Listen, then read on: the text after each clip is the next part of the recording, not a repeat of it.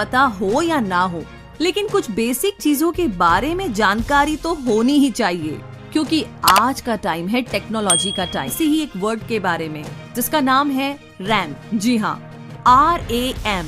ये रैम क्या है? तो इस शब्द से ऑलमोस्ट सभी स्मार्टफोन यूजर्स परिचित हैं, क्योंकि जब आप नया मोबाइल लेने जाते हैं तो आपके मन में यही सवाल रहता है कि आपको कितनी रैम वाला मोबाइल लेना चाहिए, जिससे कि आगे चल करके आपको किसी भी परेशानी का सामना ना करना पड़े। रैम की अगर बात की जाए तो कंप्यूटर हो, लैपटॉप हो या फिर आपका मोबाइल, सभी डिवाइस में ये बहुत ही इम्पोर्टेंट चीज है, क्योंकि इसके कारण ही कोई भी डिवाइस बेहतर काम करती है। अगर आप भी नहीं जानते हैं तो हम आपको बताने वाले हैं आज रैम क्या होती है और आपके मोबाइल या कंप्यूटर में कितनी रैम होनी चाहिए। सबसे पहले आपको बताते हैं रैम की full form, random access memory.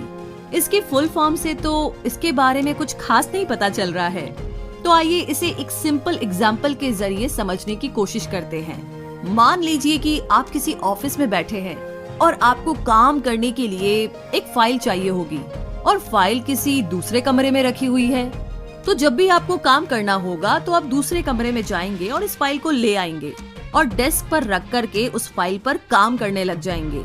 लेकिन एक समय ऐसा आता है जब आपको एक साथ बहुत काम करने होते हैं और इसके लिए आपको बहुत सारी फाइल्स की जरूरत पड़ेगी। तो इस ज्यादा काम के लिए आपको ज्यादा फाइल्स रखने के लिए बड़ी डेस्क की जरूरत भी पड़ेगी। तो जब आपको कोई सा भी काम करना होगा तो आप डेस्क से उसकी फाइल उठाकर काम करने लग जाएंगे। जब आपका काम खत्म हो जाएगा तो आप वापस उन सारी फाइल्स को उसी कमरे में रख देंगे। तो जो रैम मोबाइल में होती है वो कुछ इसी तरीके से काम करती है। जो फाइल वाला दूसरा कमरा है उसे आप इंटरनल मेमोरी मान सकते हैं, जिसमें आपकी सारी फाइल और एप्लीकेशंस है, और जो डेस्क है वो आपकी रैम हो गई जिस पर आप काम करते हैं। तो यहाँ इसका काम आपके आदेश के अनुसार, यानी कि आपकी डायरेक्शन के अनुसार किसी ऐप को ला करके उसे रन करना है।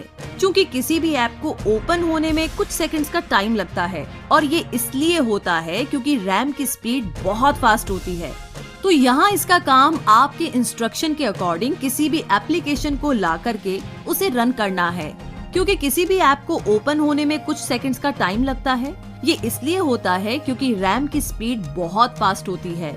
आप इस बात से अंदाजा लगा सकते हैं कि 1 GB रैम को बनाने में उतना खर्च आता है जितना कि 16 GB के मेमोरी कार्ड बनाने में होता है। तो CPU को जो फाइल चाहिए होती है, रैम उन्हें जल्दी से जल्दी भेजने का काम करती है। जब आप किसी गेम को इंस्टॉल करते हैं तो वो रैम में इंस्टॉल नहीं बल्कि वो फोन की इंटरनल मेमोरी में इंस्टॉल होता है, और जब आप उस गेम पर क्लिक करते हैं तो वो रन करने के लिए फोन की मेमोरी से रैम पर आ जाता है और रैम काम करने लग जाती है।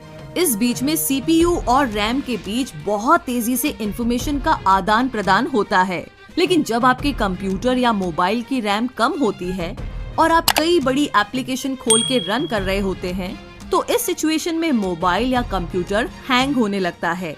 इसीलिए कहा जाता है कि ज्यादा रैम मल्टीटास्किंग के लिए उपयोगी होती है। और वैसे भी आजकल तो सुपर मल्टीटास्किंग है। व्हाट्सएप भी देखना है, फेसबुक भी चेक करना है, गाने भी सुनने हैं, कैलकुलेशन भी करनी है, चैटिंग भी करनी है, मतलब कोई लिमिट नहीं है। चलिए, ये तो रही मल्टीटास्किंग की बात, और आगे बात करते हैं कि रैम का होना कितना जरूरी है। कहने का मतलब ये कि रैम क्या है ये तो आप जान ही गए। अब ये भी जानना चाहते होंगे कि कितनी रैम होना जरूरी है। तो आज के टाइम में देखा जाए तो किसी भी मोबाइल में कम से कम 2 GB रैम तो होनी ही चाहिए, क्योंकि आजकल की एप्लीकेशन का साइज धीरे धीरे करके बढ़ रहा है। जैसे फेसबुक की बात करें तो वो जब ओपन होती है तो 200 से 300 MB रैम खर्च हो जाती है। और फेसबुक ही नहीं बल्कि बाकी के सारे एप्लीकेशन के साइज अपग्रेड होने के साथ इनके साइज भी बढ़ते जाते हैं। इसीलिए अगर आप चाहते हैं कि मोबाइल में मल्टीटास्किंग कर सके तो मोबाइल में कम से कम 2 GB रैम होना तो बहुत जरूरी है, जिससे कि मोबाइल के हैंग होने की प्रॉब्लम से आप निजात पा सकते हैं। वैसे आप चाहे तो 3 GB या 4 GB वाले स्मार्टफोन की तरफ भी ध्यान दे सकते हैं, क्योंकि अभी तो 2 GB ही काम दे देगा, लेकिन फ्यूचर में आपको 2 GB में प्रॉब्लम आने लग जाएगी। तो आई एम श्योर कि अब आप रैम के बारे में काफी कुछ जान गए होंगे। आपको पता चल गया होगा कि रैम क्या है। वैसे आपको एक और चीज बतानी है कि जितना हो सके उतनी ज्यादा रैम की डिवाइस आपको खरीदनी चाहिए, क्योंकि रैम ऐसी चीज है जिसे कि बाद में बढ़ाया नहीं जा सकता। यानी कि आप मेमोरी कार्ड लगा करके स्पेस तो बढ़ा सकते हैं, लेकिन रैम को नहीं बढ़ा सकते।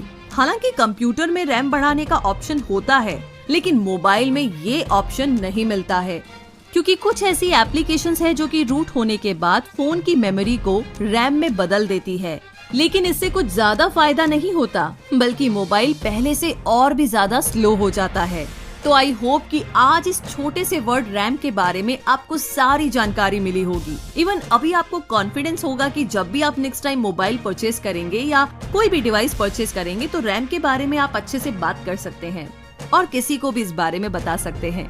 वैसे इस वीडियो के बारे में आपकी क्या राय है, प्लीज हमें कमेंट बॉक्स में लिख करके जरूर बताइए, और आगे आप किस बारे में वीडियो देखना चाहते हैं ये भी हमें बताइए। साथ इस वीडियो को लाइक और शेयर करके हमारे चैनल को सब्सक्राइब करके बेल आइकन को जरूर प्रेस कीजिए, ताकि आप कभी भी ऐसी इन्फॉर्मेशन बिल्कुल मिस ना करें। Thank you so much.